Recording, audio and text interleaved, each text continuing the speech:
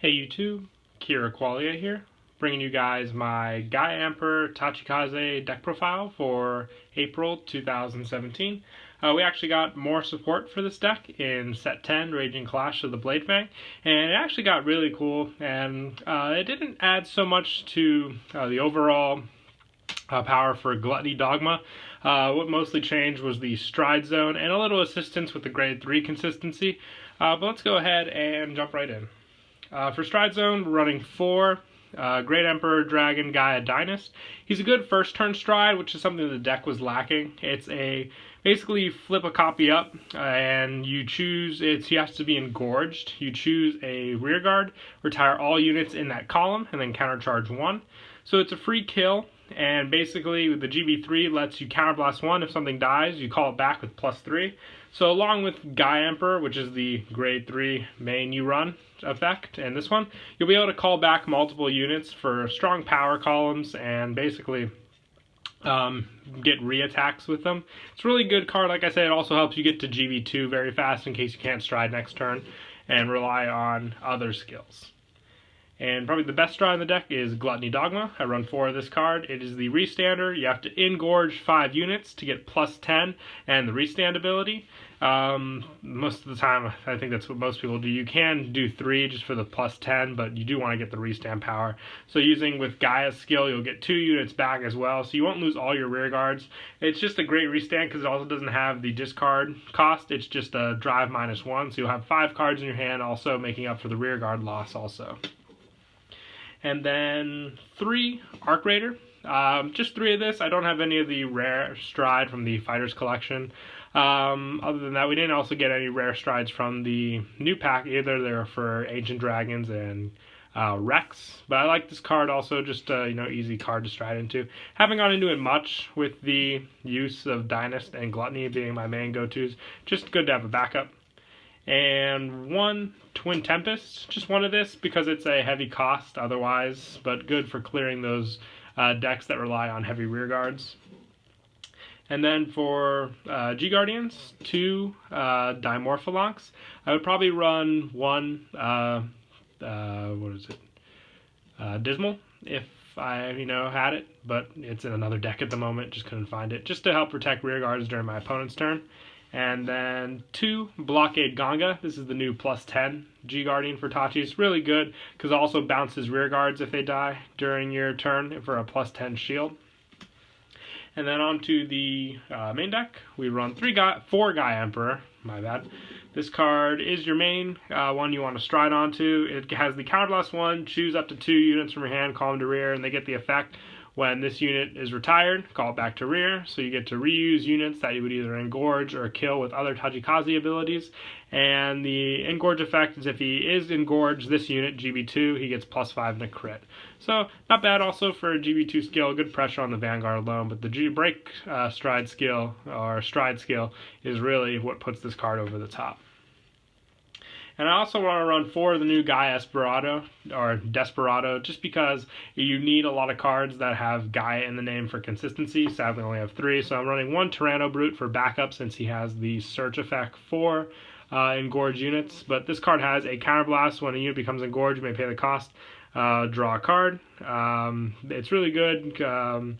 It gets the engorge effect for the kill and draw, and then it also has a rearguard effect to engorge +5, and then there's a few units on the Vanguard, it's a +5 skill. But having a unit that can also be a rearguard is also good. That's why I liked Tyranno Brute originally, but this card has the Gaia in name, making him more consistent.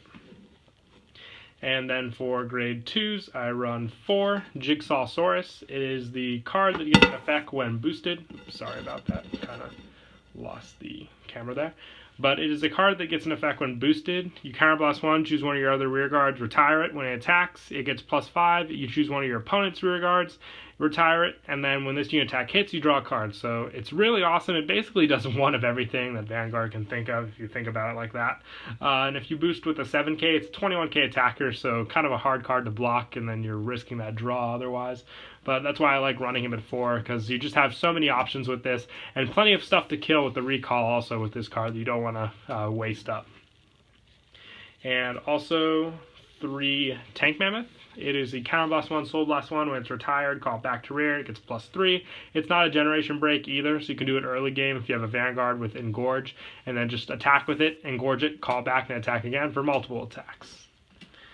And 2, Gigant Flame. This is one of the new cards. It's an 11k grade 2, which is really good because it's good for rearguard pressure. It makes it hard for your opponent to want to attack this unit because you can just 10k for easy guard. And it gets +5 for each of your other engorged units. So if your Vanguard's engorged, it puts at a 16k. You also have to either have a Vanguard with Gaia or an engorged unit, or else it cannot attack. And then 2 Apado Masters. I had this card maxed out before, but it became such a heavy cost for the deck that I like to run it at 2. You can reuse it also with Gluttony Dogma, so you have that case to go off of also for the +5 draw by engorging a unit. Very easy to make this card useful. And then for grade 1s, I run 4 Savage Guardian, your unflipped Perfect Guard. You do Counterblast a lot with the deck, so this card just helps with that. We also have the Dino Dial Critical. That helps with unflipping to a Soul Charge, but you want to have as many options as possible with the deck. And 4 Prison Bird, the stride fodder for the deck, just for easier strides. And 4 Freezer Nix. This card, probably best grade 1 in the deck. When it retires, if you have a Vanguard with Gaia, you countercharge 1, Soul Charge 1, choose one of your other units, and it gets +2000 till the end of the turn. It basically allows for consistency with your soul and damage, which you need a lot of face up. And so running 4 of this, you can also recycle it with Gaia, so you can get max potential of 1-2 times off in the turn, especially with like Gluttony Dogma and then other engorge effects. And then I like to run 2 Savage Heroine just for the final backup. It's once again a non-gen break skill for +3 for each of your engorged units, and it's just a good booster overall, or attacker on its own if need be for each engorged unit you have.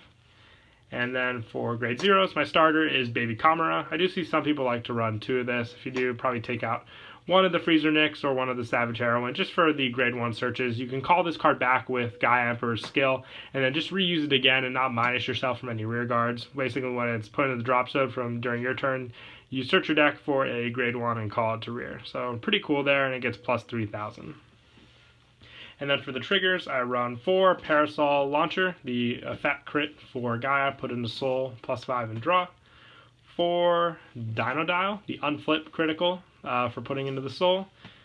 4 Sledge on Kilo, put in the Soul, +3 draw. I like that there's so many effect crits for this that put into Soul. It just helps with, building up that Soul for different skills your deck runs.